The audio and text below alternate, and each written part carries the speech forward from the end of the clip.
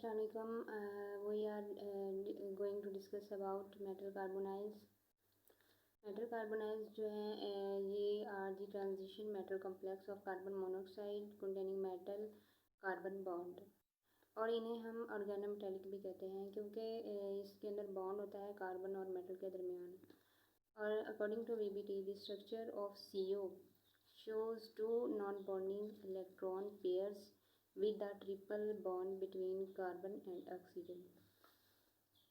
यानी कार्बन और ऑक्सीजन के दरमियान ट्रिपल बॉन्ड है और दो नॉन बॉन्डिंग इलेक्ट्रॉन पेयर्स है जिन्हें हम लोन पेयर कहते हैं।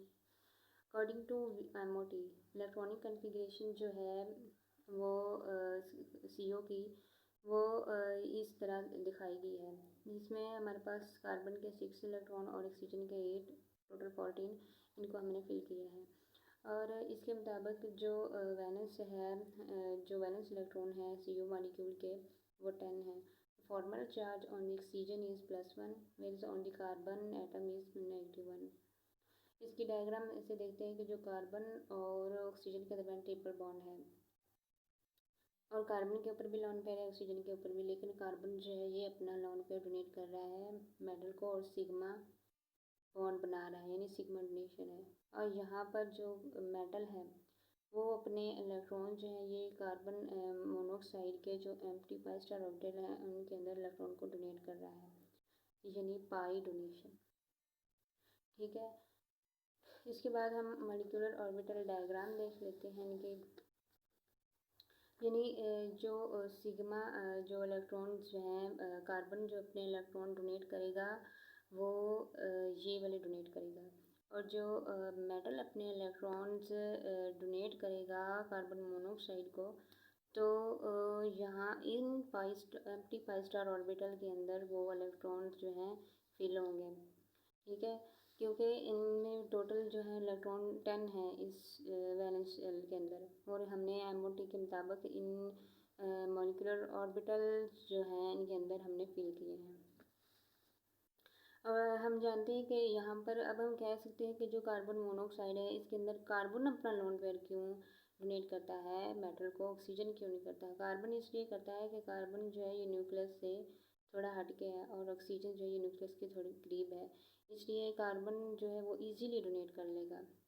जो कार्बन है the carbon end of CO molecule is the softer electron donor and it is the carbon atoms that is bond to the metal. ठीक है, और जो बॉन्ड ऑर्डर है हम जानते हैं कि बॉन्ड ऑर्डर जो है वो बॉन्डिंग और एंटी बॉन्डिंग की इलेक्ट्रॉन्स के ज़रिए हम निकालते हैं। Bond order in CO molecule is given in the term of number of electron in bonding orbitals and in anti-bonding molecular orbitals and in the number in anti-bonding orbitals। The bond order is 3 for CO and the molecule is dimagnetic। ठीक है, by virtue of accepting several pairs of electrons from ligands the metal acquires negative formal charge। In order to remove part of their negative charge from metal the electron density is donated back from metal to pi star orbital on the ligand।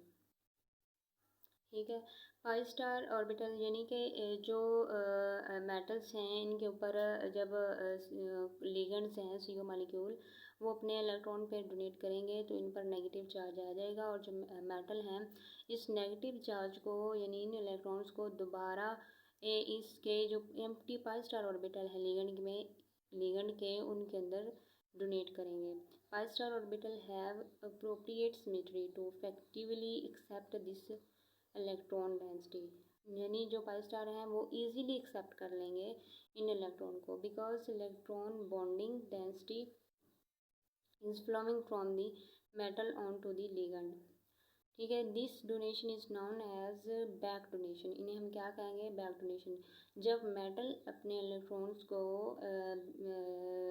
Donate करेगी carbon monoxide को तो इसको हम back donation कहेंगे, और ये back donation is sometimes used instead of back bonding. इसको हम बैक बॉन्डिंग भी कह सकते हैं, बट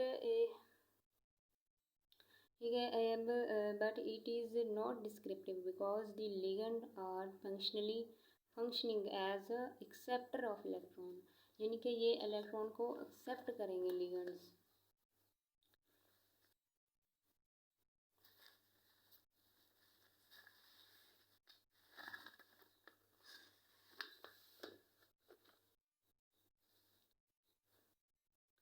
फ्रॉम द मेटल से, यानी कि मेटल तब ही इलेक्ट्रॉन को डोनेट करेगी जब कोई लिगेंड्स जो हैं यानी कार्बन मोनोऑक्साइड वो एक्सेप्ट करे इन इलेक्ट्रॉन को। The compound formed by the combination of CO molecules with transition metal atom in low oxidation state are called metallic carbonyls, यानी ऐसे कंपाउंड्स जो कि बनाए जाते हों CO मॉलिक्यूल की कम्बिनेशंस और ट्रांजिशन मेटल एटम के साथ जिनकी ऑक्सीडेशन स्टेट लो हो, उन कंपाउंड्स को हम मेटेलिक कार्बोनाइल्स कहते हैं। और इसको हम इस तरह से देख सकते हैं, there are several reason for this being the metal most often found in the carbonyl complexes. First हम डिस्कस करेंगे मेटल यानी कि इन कंपाउंड्स जो कार्बन और कार्बन मोनोऑक्साइड और मेटल के दरमियान जो बॉन्डिंग बनती है, पाई बॉन्ड या सिग्मा बॉन्ड, ये किस लिहाज से बनती है, इन्हें हम कैसे किस तरह से हम देख सकते हैं कि यहाँ पर बॉन्डिंग हो सकती है। सबसे पहले metal have one or more d orbitals that are not completely filled so they can accept electron pair from the sigma electron donors।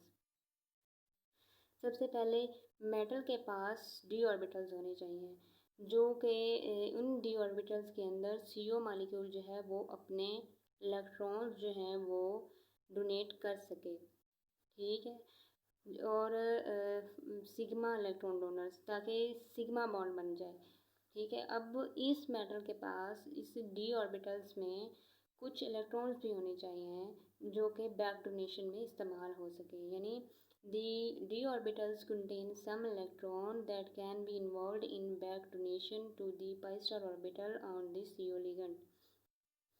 तभी हमारे पास कार्बन जो मेटल कार्बोनाइल्स हैं ये अच्छी सूरत में हमारे पास हासिल होंगे।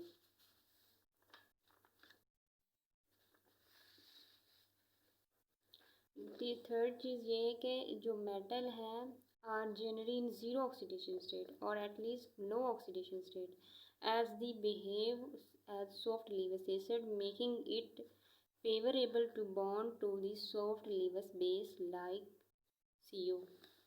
यानी जो मेटल्स होती हैं ये इलेक्ट्रोपॉजिटिव होती हैं। जब CO मॉलिक्यूल इनके ऊपर इलेक्ट्रॉन्स जो हैं वो डोनेट करता है, सिग्मा डोनेशन होती है, तो उस पर नेगेटिव फॉर्मल चार्ज आ जाता है।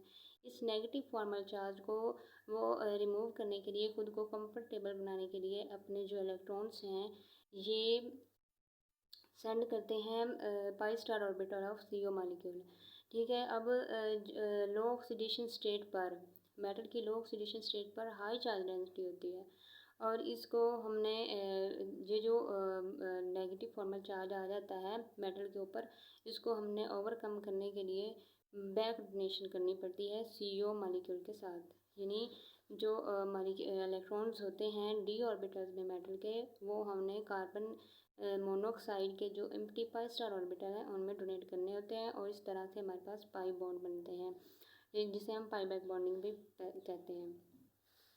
अब हम क्लासिफिकेशन ऑफ मेटल कार्बोनाइल्स देख लेते हैं। Metal have been classified into flowing classes. First one is mononuclear carbonyls. Mononuclear carbonyls, the carbonyls containing only one metal atom per molecule are called mononuclear carbonyls। यानी ऐसे कार्बोनल्स जिनके अंदर सिर्फ एक metal atom हो पर मॉलिक्यूल में, तो उसे हम मोनोन्यूक्लियर कार्बोनल्स कहते हैं। For example NiCO4।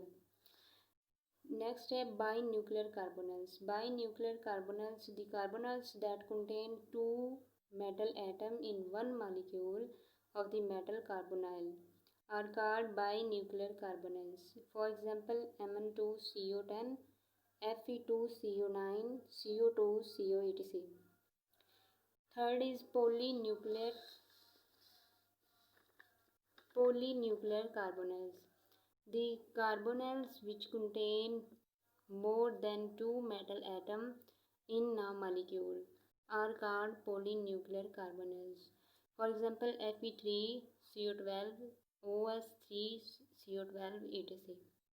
यानी इनके अंदर ऐसे कार्बोनाइल्स जिनके पास दो या दो से ज़्यादा मेटल एटम हो एक मॉलिक्यूल में, पर मॉलिक्यूल में दो या दो से ज़्यादा मेटल मेटल एटम हो उन्हें पॉलीन्यूक्लियर कार्बोनेट कहते हैं। पॉलीन्यूक्लियर और फर्दर डिवाइड होते हैं टू टाइप्स में। एक है होमोन्यूक्लियर, दूसरा हेट्रोन्यूक्लियर। होमोन्यूक्लियर के अंदर जो मेटल एटम होती है वो सेम होती है, यानी Fe2CO9 CO2CO8। और जो हेट्रोन्यूक्लियर होती हैं इनके अंदर जो मेटल एटम होती हैं वो डिफरेंट होती हैं। ठीक है, MnCO9, MnReCO10। थैंक्स।